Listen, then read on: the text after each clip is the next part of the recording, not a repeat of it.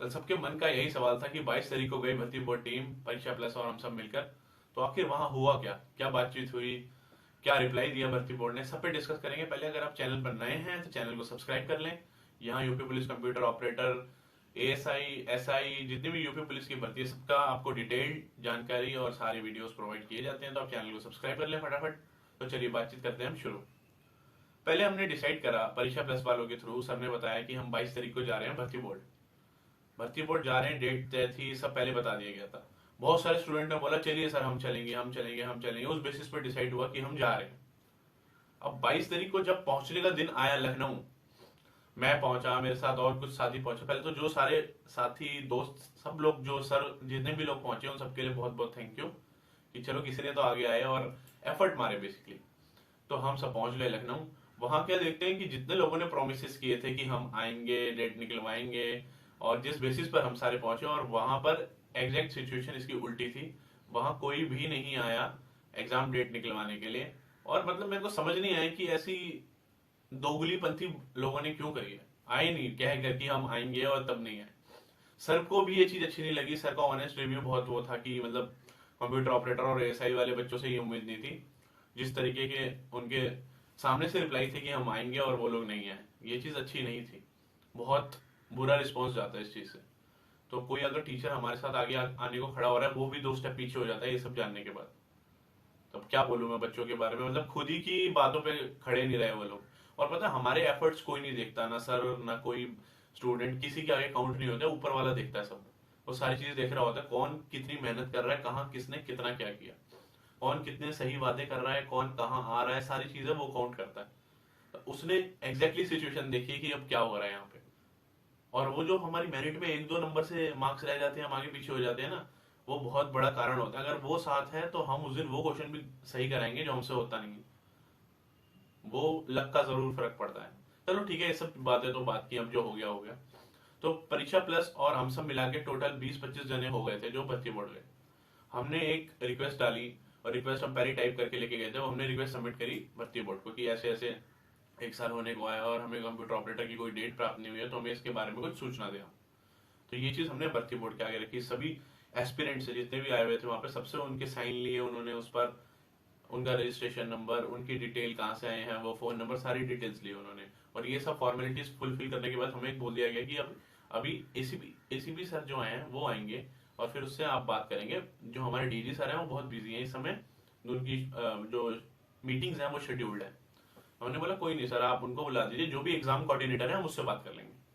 तो फिर आए हमारे एसीपी सर। हमने एसीपी सर से बात करी, तो उन्होंने सबसे पहले हम सबको शांत करा और बोला कि देखिए अभी कांस्टेबल जो है उसकी जो भर्ती चल रही है वो बहुत कॉम्प्लेक्स भर्ती है और उसमें हम सारे काफी बिजी हैं। तो आप थोड़ा समय दें हम सबको, हम उस भर्ती को जैसे ही कंप्लीट कराएंगे उसके बाद टॉप प्रायोरिटी पे आपकी ही भर्ती है। तो फिर हम सब ने पूछा सर कोई इसकी संभावित तिथि बताइए, क्योंकि हम तो बहुत टाइम से इसकी प्रैक्टिस कर रहे हैं और कभी मतलब हमारी सबकी ये चीज भी रखी कि आर्थिक स्थिति इतनी अच्छी नहीं है कि हम एक ही एग्जाम के लिए बैठे रहे, हमें और भी एग्जाम की प्रिपरेशन करनी होती है और फिर हमारा ठीक से हर जगह मन नहीं लगता। तो उन्होंने इस चीज पर ये बोला। पहले तो उन्होंने सबको बोला कि आप रिलैक्स हो, सबसे पहले सारे बच्चे, कोई ऐसी मतलब बात नहीं है कि हम एग्जाम नहीं लेंगे, ये सब चीजें नहीं होगी, सब कुछ होगा, पहले शांत हो जाओ, ये बात करी उन्होंने। फिर उन्होंने इस चीज का ये रिप्लाई दिया कि हो गया 1 साल का डिले, हम मानते हैं, बट आगे चीजें जो हैं वो हमारी प्रायोरिटी पर ही रहेंगी। हम कोई संभावित तिथि अभी नहीं बता सकते क्योंकि वो शायद उन्हें भी अलाउड नहीं होती कि वो डिस्क्लोज करें। बट उन्होंने बोला कि हमारी बातों पे विश्वास रखिए, आपका एग्जाम हम जल्द से जल्द देने की कोशिश करेंगे, इतना जल्द हो पाएगा हम लेंगे। और उसके और आपको सोशल मीडिया और इन सब के माध्यम के थ्रू इन्फॉर्मेशन पहुंच जाएगी। फिर हम सब उसी बात पर अड़े हुए थे, सर कोई इतना बता दीजिए, 2 महीने तैयारी करनी है, 3 महीने तैयारी करनी है, कुंभ के बाद कुछ होगा या नहीं होगा, कुछ तो बता दीजिए सर। पर उनकी तरफ से कोई रिप्लाई नहीं आया। फिर उतर कर आए डीजी सर।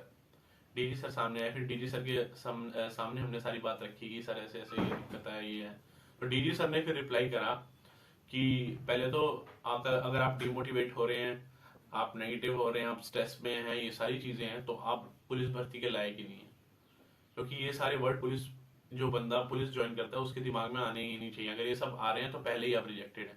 सेकंड चीज, आप हमें ये मत कभी सिखाना है कि एग्जाम कैसे कराना है, कब कराना है। एग्जाम हम कराएंगे और कोशिश है जल्द से जल्द कराएंगे। ये हमारी तैयारी है और ये हम सोच रहे हैं और ये प्लानिंग लेके चल रहे हैं कि हम आपका एग्जाम जल्द से जल्द कराएंगे। अब बस इतना बोला उन्होंने और बोला कि इससे ज़्यादा अब हम कोई इन्फॉर्मेशन नहीं दे सकते, जो देनी थी हमने दे दी। अब और बाद में कुछ इसका डिस्कशन करना है तो बाद में होगा, और अभी हम सब बिजी हैं। तो ये कह के उन्होंने हमारे साथ बात खत्म कर दी।